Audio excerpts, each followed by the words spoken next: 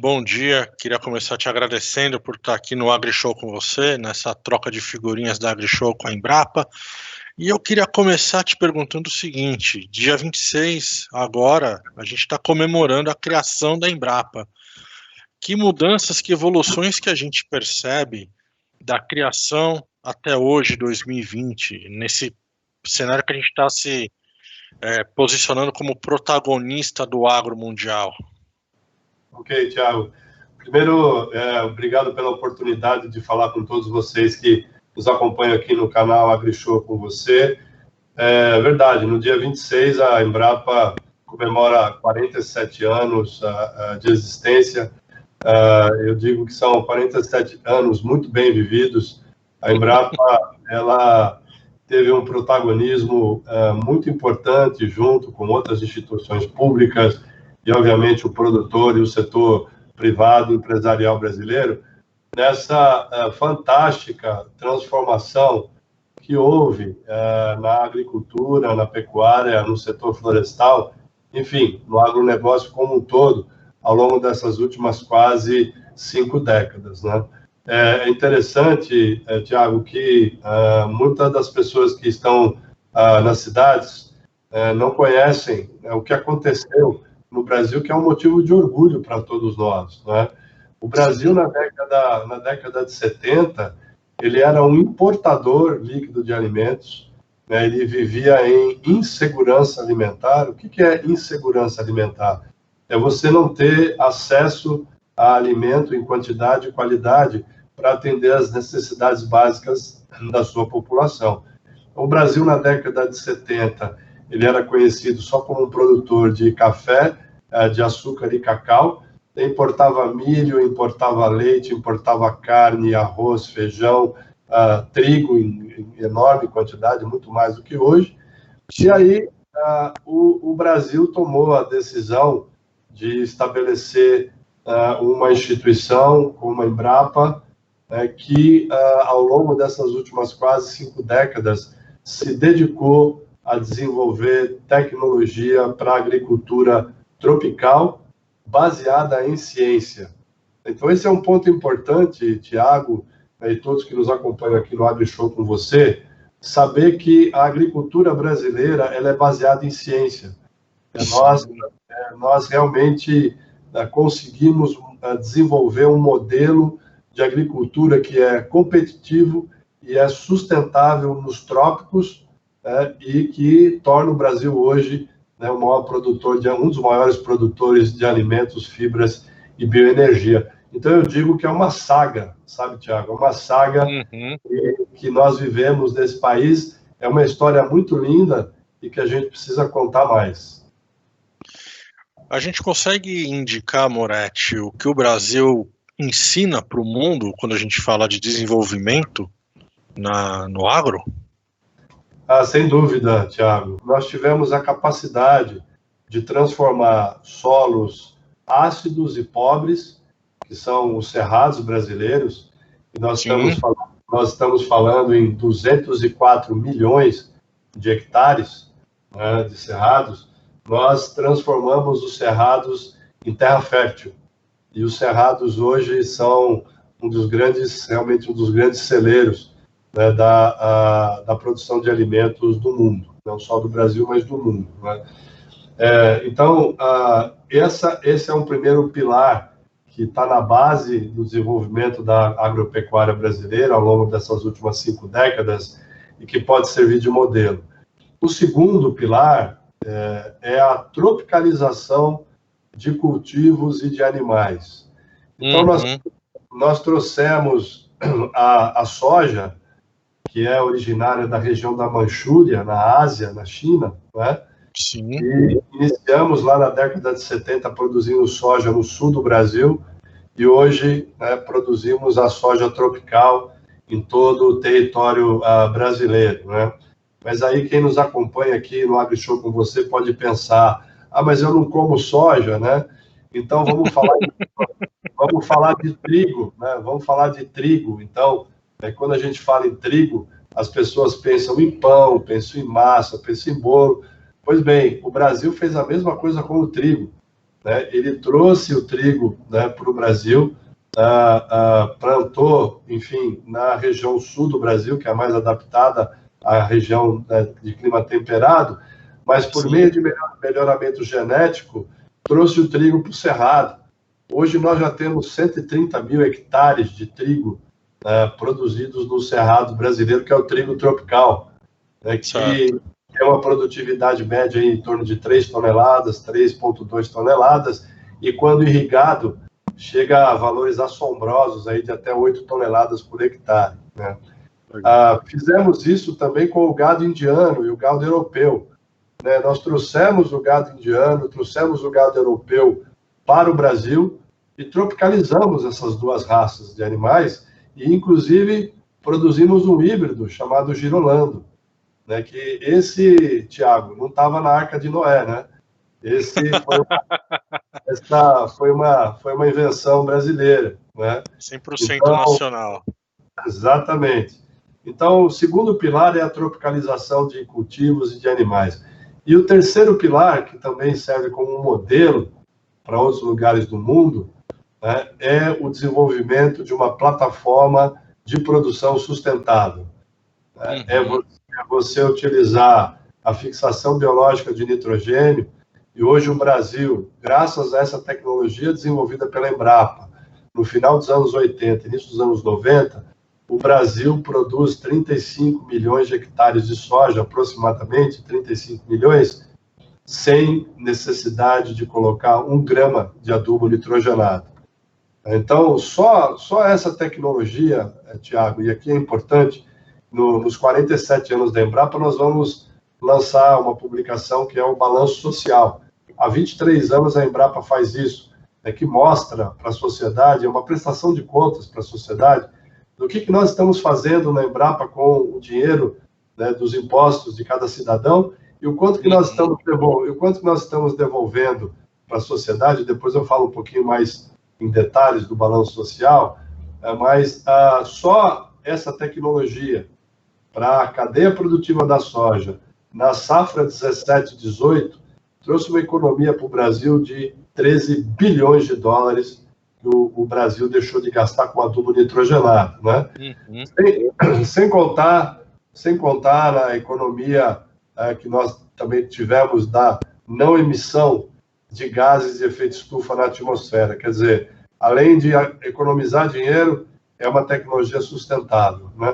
Então, a fixação biológica de nitrogênio, o controle biológico, o plantio direto, a integração lavoura-pecuária-floresta, o tratamento de dejetos animais, é um conjunto de tecnologias que se congrega nessa plataforma de produção sustentável.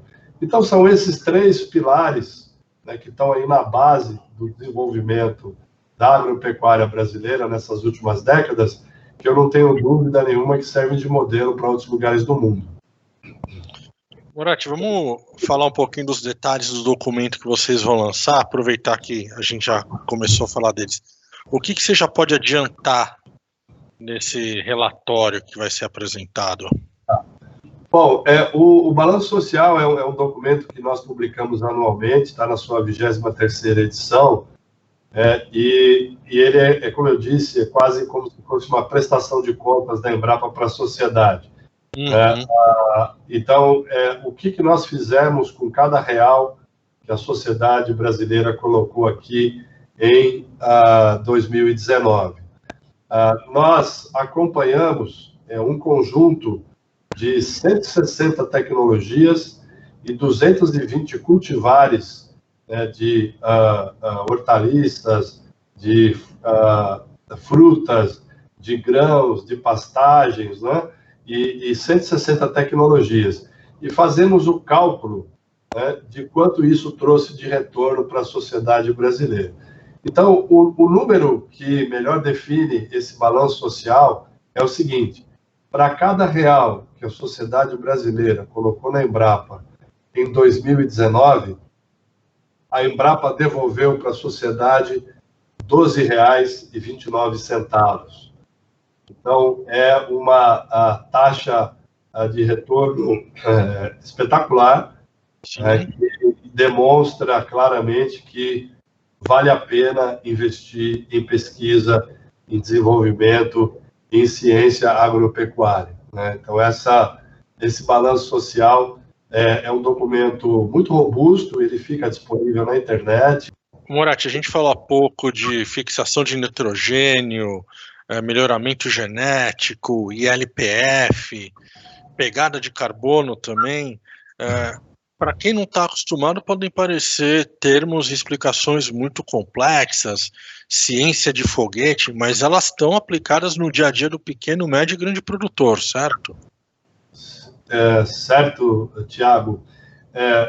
Nós fizemos um cálculo, isso matematicamente demonstrado, né? O pessoal nosso da área da economia fez isso, e demonstrou que 70% das tecnologias da Embrapa, elas não são tangíveis. O que quer dizer? A pessoa não consegue pegar com suas mãos, né?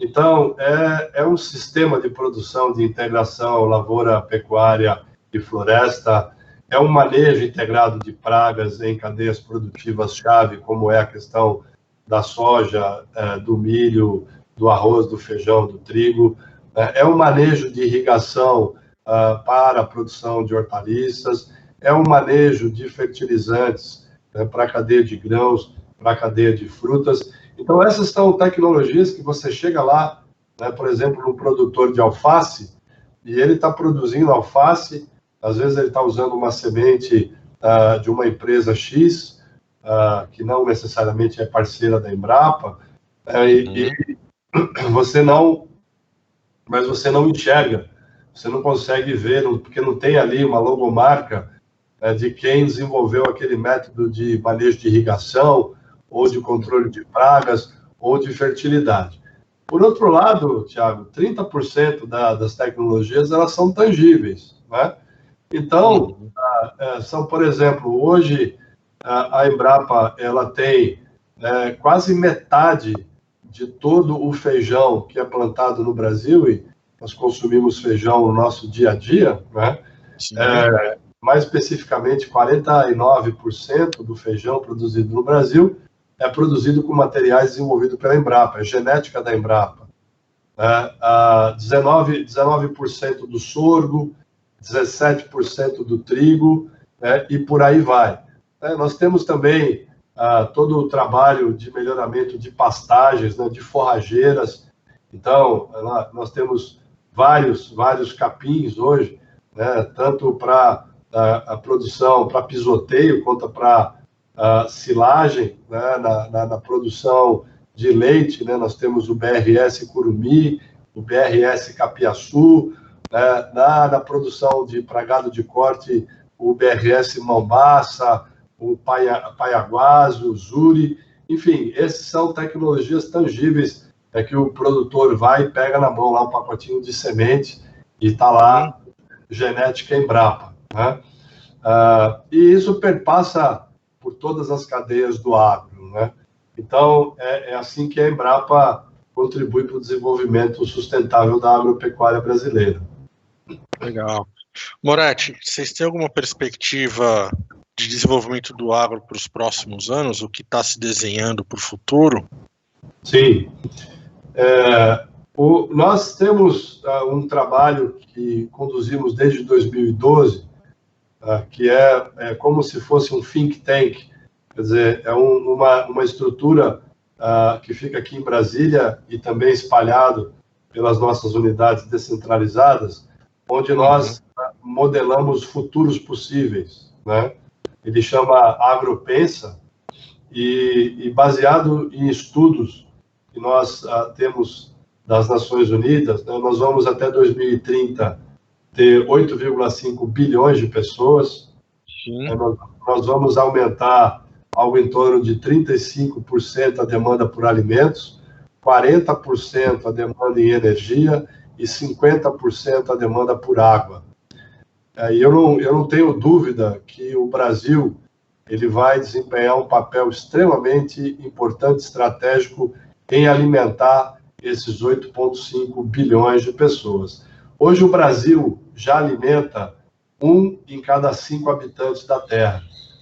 1 em cada 5 habitantes do planeta é alimentado pelo Brasil. Nós estamos falando aproximadamente de 1,4 bilhão de pessoas que consomem alimentos que são produzidos no Brasil. E nós estamos focando, Tiago, e todos que nos acompanham aqui no AgriShow com você, nós estamos focando, nós temos uma carteira de projetos de pesquisa para entregar soluções para o agro brasileiro, uma carteira muito robusta, mas eu vou aqui fazer 4 escolhas, 4 prioridades de temas que são importantes na nossa visão. Uma é a integração lavoura, pecuária, floresta, a intensificação sustentável. Nós estamos agora em 2020, junto com nossos parceiros, certificando empresas que produzem a carne carbono neutro. A carne carbono neutro é um conceito que foi desenvolvido pela Embrapa, onde a produção de carne realizada num ambiente onde você tem o componente florestal, árvores, e você tem lavoura, a produção de metano, de carbono, ela é neutralizada pelo sequestro desse carbono pelos sistemas vegetais ali presentes e pelo solo. Por isso que a gente fala em carne carbono neutro. Então, nós vamos seguir apoiando a pesquisa em sistemas de intensificação sustentável. Essa é a primeira aposta nossa. A segunda é a edição genômica. Então, o uso dessas tesouras biotecnológicas para editar o genoma de plantas, micro-organismos e animais. Então, nós temos hoje já 2 projetos em andamento, um focando na cadeia da soja, para adaptação à seca e resistência a nematóides, e o outro na cadeia produtiva do feijão, para reduzir o escurecimento do tegumento do feijão. Então, a edição genômica é uma segunda aposta. Terceira, a agricultura digital. Então, nós vamos também seguir focando, colocando nossa energia no uso de tecnologias da agricultura, chamada agricultura 4.0, com uso de drones, sensores, internet das coisas, inteligência artificial, visão computacional, robótica. Então, isso é algo que nós vamos seguir investindo em pesquisa e desenvolvimento. O Brasil precisa acelerar o acesso à conectividade no campo. Segundo dados do IBGE, 72% das propriedades rurais não têm conectividade. Então, esse é um problema que pode impedir que nós avancemos na produção agropecuária para os próximos anos. E, por último, a quarta aposta é a chamada bioeconomia, a economia de base biológica, onde nós vamos seguir investindo na busca por bioinsumos, para a redução do uso de pesticidas, para a redução do uso de adubos, para, enfim, reduzir o custo e ter uma agricultura mais competitiva e mais ambientalmente sustentável. Então, são esses os planos aí para os próximos anos. Legal. Moretti, eu queria te agradecer pelo seu tempo, pelas explicações que você deu. Convidar quem está assistindo aqui a nossa conversa lá no canal da AgriShow, no digital.agrishow.com.br. Tem diversos materiais da Embrapa que podem ser acessados, tem material sobre NPF, sobre melhoramento genético. Moretti, mais uma vez, muito obrigado pelo seu tempo, sucesso nos projetos da Embrapa para os próximos anos e parabéns pelos 47 anos. Ok, Tiago, nós é que agradecemos a oportunidade de falar com você e com todos aqui do AgriShow com você. A Embrapa está à disposição da sociedade brasileira, está à disposição do agro brasileiro. Obrigado, um abraço a todos. Até logo, Moretti.